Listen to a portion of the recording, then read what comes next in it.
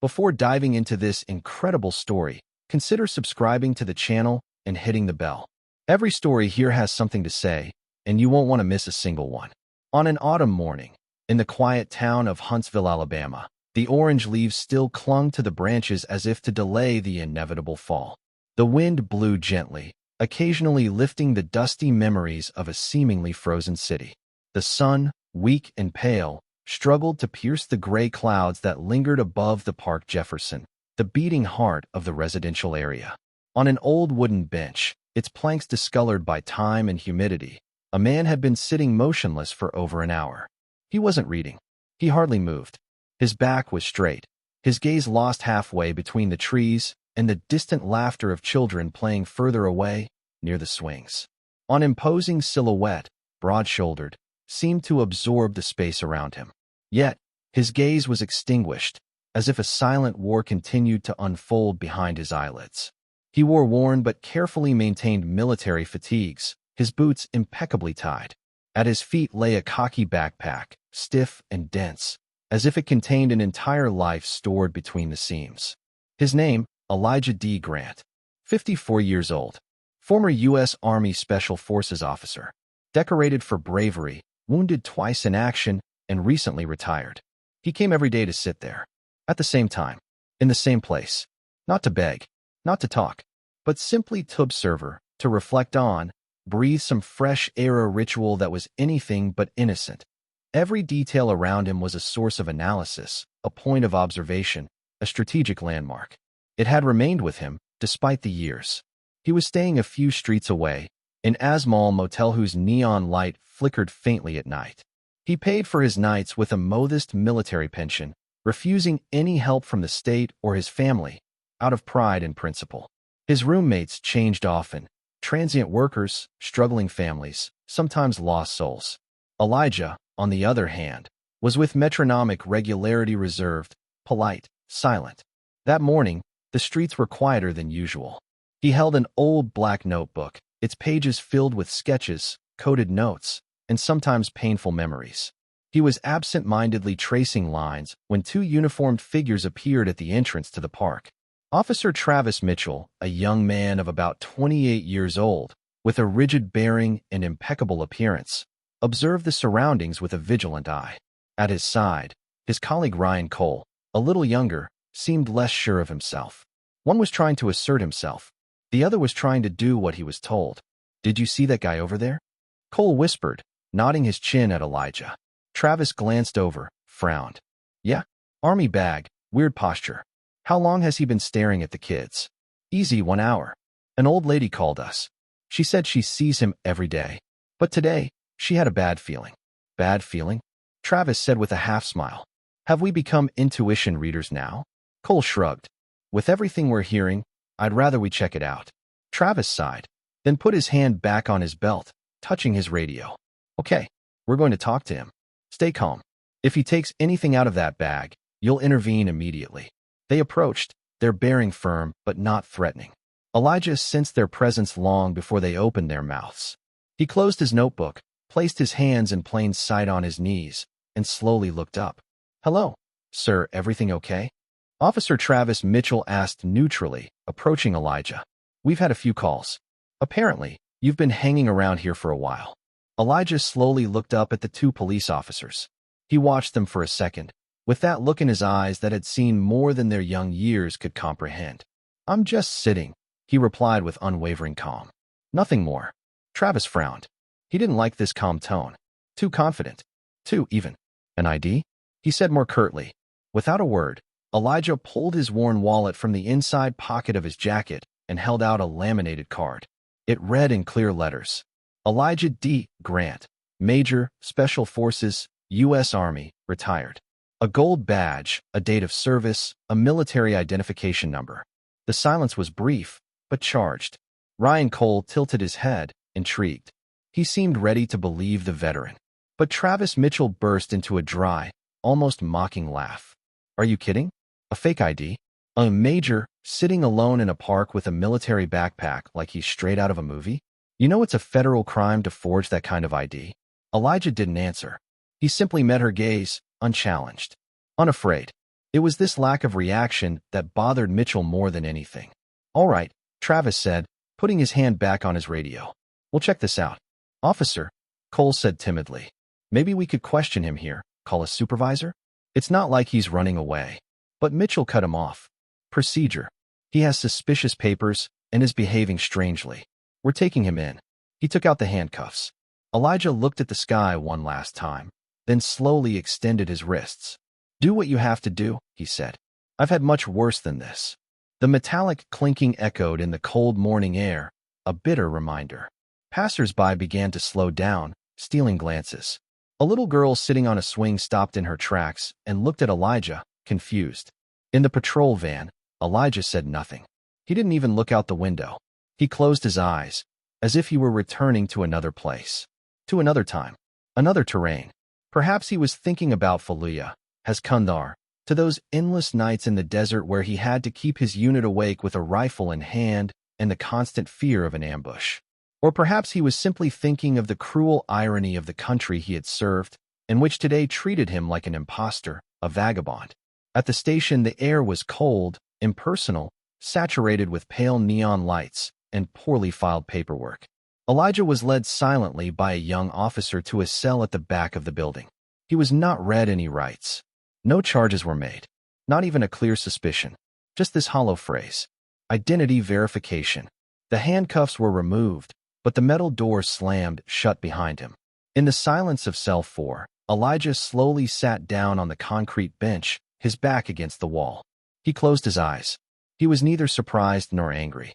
This wasn't the first time he'd been stared at without seeing. Meanwhile, in an adjacent room, Mitchell E.T. Cole spread the contents of Elijah's bag on a metal table. "No license, no weapon," Mitchell growled. "What the hell are these things?" Among the items were a black notebook filled with scribbled notes, diagrams and formulas in several languages, a Silver Star medal thoroughly stored in a velvet case, a military identification plate in brushed metal, engraved with the name Elijah D. Grant, and above all, a black leather badge with net registration, FBI, Consultant Technical, Sigma Red level authorization. Mitchell frowned, his hand brushing the badge as if it were burning. "What's this?" he muttered. "Another fake coin?" Cole, who had been glancing back at the cell where Elijah was waiting, was beginning to doubt himself. "Dude, that badge is numbered. It looks official." Mitchell shrugged, a little nervous despite himself. But before they could discuss it further, tires squealed in front of the police station. All the police officers present raised their heads. A black armored vehicle had just come to a screeching halt. 3 men on board got out with the precision of soldiers on operations. One of them was wearing a perfectly tailored charcoal suit, a discreet earpiece and dark glasses despite the indoor light. He didn't raise his voice, but each word resonated like a sharp blade. "Special Agent Marcus Doyle, Federal Bureau of Investigation. Where is Elijah D. Grant?" The guard sergeant, a man in his 50s, felt his throat tighten. "He's in cell 4, he stammered. Doyle didn't answer. He gave his colleagues a brief signal and walked with measured but relentless steps down the corridor. He opened the cell himself. Elijah immediately stood up, straight as a board, and gave him a brief greeting. "It took you a while, Doyle. Communications were jammed. The operation in Montgomery is compromised. But you played your part." A slight smile played on Elijah's lips. "They took me for a vagabond. Nothing new." Doyle turned slowly to the sergeant who had followed him, his arms shaking. "You just arrested one of our oldest consultants, decorated veteran, former Special Forces officer, head of the deactivation of 12 sleeper cells on the national territory. He was here on an undercover surveillance mission, as part of a classified operation. What you have done endangers a federal operation lasting several months, mobilizing dozens of agents." The silence in the police station had become stifling. Mitchell, who had heard every word from the evidence room, stepped hesitantly into the hallway. We didn't know anything about it. He didn't say anything." Doyle walked toward him, impassive, his hands clasped behind his back. "And yet, he showed you his papers. His military ID. His federal badge. He didn't struggle. He cooperated." He paused. "But his name, his appearance, his calm, seemed suspicious to you." Mitchell turned livid. Cole looked down. "Agent Grant is a man who risked his life for this country on levels you can't even imagine. And you humiliated him. locked him up, searched him without a warrant. Elijah then gently placed his hand on Doyle's shoulder. That's enough. This isn't the first time I've been judged on my appearance. And it won't be the last. The real priority is Montgomery. Doyle inhaled slowly. Are you sure you want to proceed, Major? You have suffered a direct violation of your rights. The mission comes first, Elijah replied without hesitation. Doyle nodded. Then, without even looking at the police officers, he said, we demand an official report of this incident within 24 hours, signed by an FBI supervisor, and all CCTV recordings. Immediately, he led Elijah out of the cell. The officers present stepped back, confused, ashamed, unable to meet his gaze. In absolute silence, Elijah walked out of the station, head held high, alongside the men he truly knew. Elijah was freed in silence. Not a word raised above the other. Not a sideways glance. Not a complaint. Not a gesture of anger. He left the police station as he had entered, dignified, upright, silent. A cold breeze swept across the street that morning, slightly lifting the hem of his faded military jacket. He walked away without looking back. But in the days that followed, the calm was only apparent. The FBI, despite Elijah's discretion, could not let the incident pass. An internal investigation was launched not to make an example, but to reestablish a principle. Even a man who walks in the shadows deserves to be protected by the light of justice.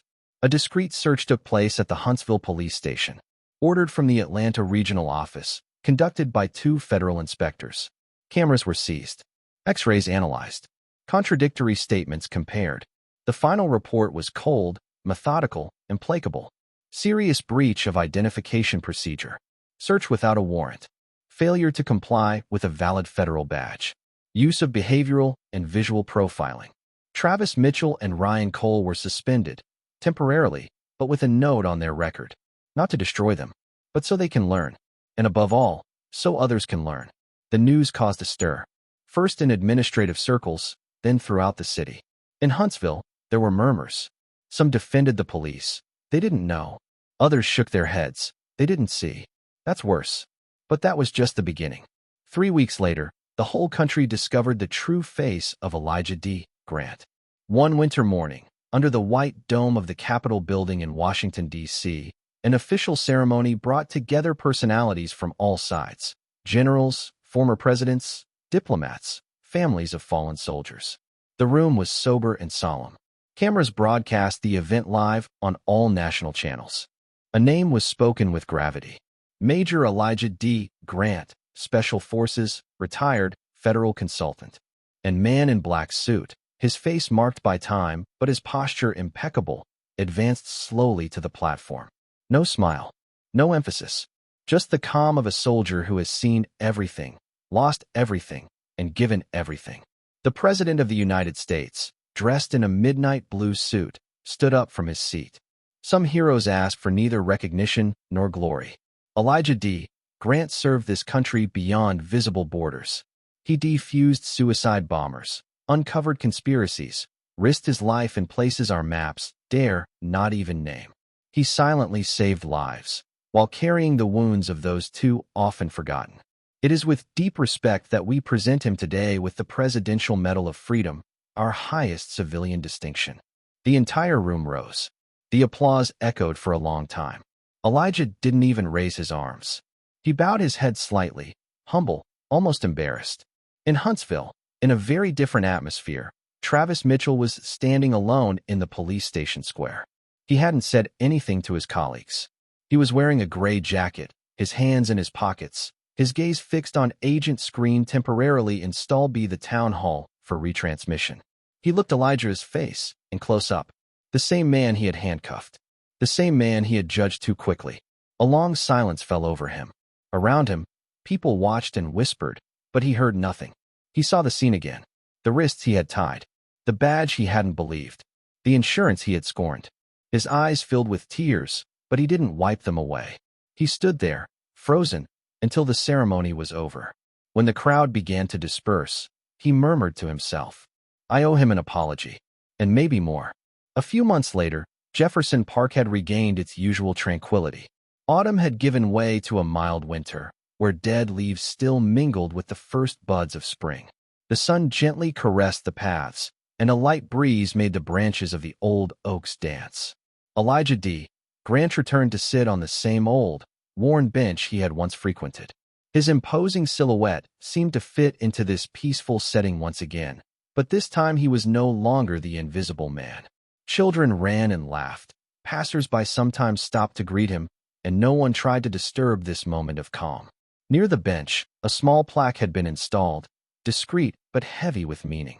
Engraved on patinated metal, it bore these simple but powerful words. This bench is dedicated to Major Elijah D. Grant, veteran, protector, and man of peace. Every morning, Elijah came to sit there for a moment, breathing the fresh air and watching life return to normal. He was no longer alone. Sometimes young officers, the ones sent to question him, to arrest him, came, not as supplicants or accusers, but as apprentices, eager to hear what a man like him had to say. These young police officers sat beside him, listening intently to the stories, lessons, and wisdom Elijah humbly shared.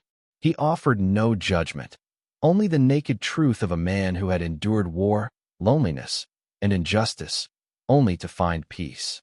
Sometimes Travis Mitchell sat down too. His gaze had changed. He was no longer the arrogant young police officer of old, but a marked man, aware that courage is not measured by the strength of the fist, but by the strength of the heart. "Major," he told her, his voice lower than the whisper of the leaves, "thank you for showing me what service is really about." Elijah always responded with a smile, a little sad, a little proud. "It's never too late to learn, Travis. The hardest part is listening." This bench, once a simple piece of wooden furniture in a forgotten park, had become a living symbol, that of redemption, respect, and duty. And in this small Alabama town, in the heart of Jefferson Park, the story of a man, once suspected and forgotten, had ended up inspiring an entire generation.